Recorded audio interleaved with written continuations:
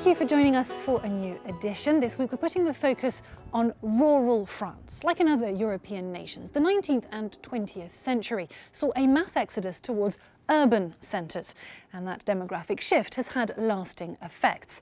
As residents up sticks, so too did the shops and service providers that are so essential to maintaining the countryside's social fabric. A relief for this village's 800 residents and other local shops alike, as their grocery store is saved, with a buyer found to take over the business in the nick of time. It's for balance more than anything. Small villages need a local grocery store. It brings a certain dynamic. All the businesses are clustered together, so when one closes, we really feel it. Residents of Urdos in the heart of the Pyrenees Mountains know a thing or two about keeping their village ticking over, and they've learnt the hard way. Lying next to Spain, the village used to be home to many who worked jobs linked to the border. But when the Schengen Agreement came into force, the newly unemployed packed their cases. Urdos lost 3/4 of its inhabitants, attracting few newcomers since. Our problem is employment. If there are no jobs or none close by, people have no interest in coming to live here with us. For as long as this continues, we'll have no young families coming to settle here. Some small French communities are banding together against rural depopulation. Here in Alsace, this village of 400 inhabitants no longer has a doctor. So local authorities installed this long-distance consulting device. From behind the screen, a doctor listens to patients from a surgery several kilometers away. Someone who comes in with a cold, we can absolutely check up on them, look at their throat, listen to their heart, their lungs. All that is possible. I think it's practical for people who can't drive or don't have a car or who can't get out easily. A last-ditch solution, but one which shows how small communities can adapt to survive. Well, as France continues to adapt to these evolutions, one key issue is that of education. And to avoid splitting up communities by sending children far and wide, some 4,000 single-class schools are dotted across the country, but keeping them open is something of an uphill battle. In the village of Saint-Hélier, home to some 400 people, the town hall doubles up as a primary school, and the entire establishment consists of just one class. Here you have the 9 to 10s and the 10 to 11-year-olds. Here you have the 7 and 8-year-olds. And these are the 5 and 6-year-olds. 21 students across what would be 6 academic years. It's something of a juggling act.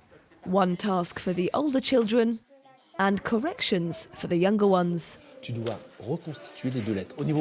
As far as the kids' autonomy is concerned, it's a bonus. The older ones are already used to it studying in this sort of school, that's clear. And the students enjoy the unusual setup.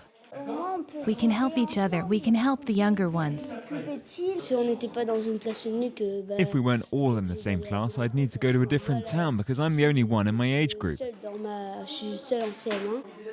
Everyone here very nearly had to start the new school year at a different school 5 kilometers away.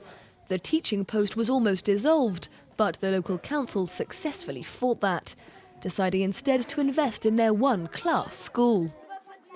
The works will cost about €149,000, subsidised in part by the state. The school is really at the heart of the village. It's the life of our community, and everyone's going to defend it. Parents too played an important part in keeping the primary school open for business. It keeps the village lively.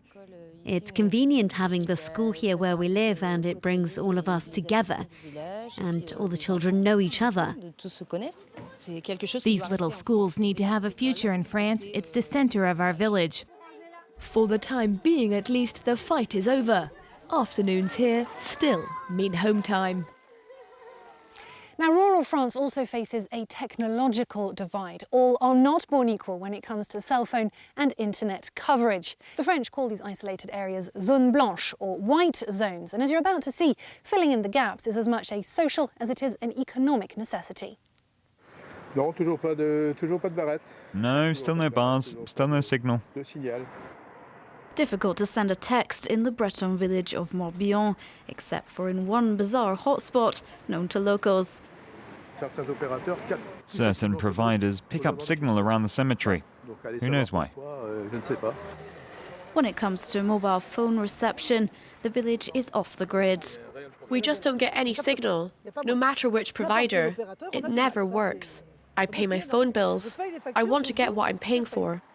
It's a situation with serious consequences. A doctor recently decided not to set up her surgery in this neighbouring village when she found out about the lack of network. To not be able to call emergency services, to not be able to make an urgent appointment with a specialist, it's too much of a risk. According to a census in February, 268 communities in France are off the signal grid. Lozère has one of the weakest population densities in the country. Here, residents feel like they're being treated as second-class citizens. They told me they weren't going to put up a mast for one man and his dog. Okay, there aren't many of us here in Lozère, but we're still in France. And we have the same right as anyone to have a mobile phone and internet. Tools which are now essential for business in rural areas. To sell horses and live off our produce, we have to be able to communicate. We just need basic network. We're not asking for 4G or 5G or whatever they have elsewhere. We just want signal. Zones like these are spread across the country. But according to the Ministry for Land Development, a new census is set for November, and a plan for total network coverage across France is underway, with a final deadline of mid-2017. Now, while urban centres remain a magnet for many, the rising trend in telecommuting, combined with skyrocketing housing prices in the big cities, means that country life has become an increasingly popular alternative. As a result, a number of areas are on the charm offensive to attract the so-called neo-rural crowd. Donc c'est le bureau d'une indépendante membre du réseau.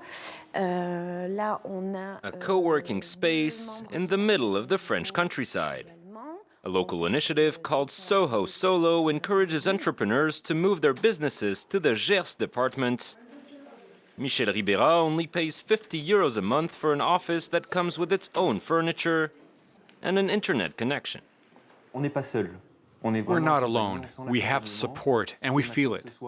If there's a problem, we can directly call the Soho Solo people, and they'll help us find a solution. A mutually beneficial arrangement that has enabled the Gers department to attract thousands of city dwellers and develop the region. People who move here usually come with their family. That means enrolling their children in school and spending money locally. It's also interesting for us to have a wide range of skilled professionals who are here in the region. Michel Ribera's clients are primarily based in Paris, but thanks to teleworking, he can communicate with them at will. Advances in digital technologies mean he no longer has to choose between hour-long commutes and sky-high rents. A new way of working, and one which the Gers department sees as an opportunity to reinvent itself. The general idea is to have internet coverage everywhere in these small villages, to encourage people to move here, and to make sure they have access to the same services as in the big cities. And it's not just the French who are drawn to the region. Valérie Bosset left Montreal to start a new life in the small town of Saint-Puy in the Gers. Thanks to other local entrepreneurs, she quickly managed to set up a new client base and is now working from home. It's a region that wants to develop in its own way. It's great. It's not stagnating or too attached to its traditions. Things are moving forward. Every year, around 100,000 city dwellers choose to relocate and start a new life in the French countryside.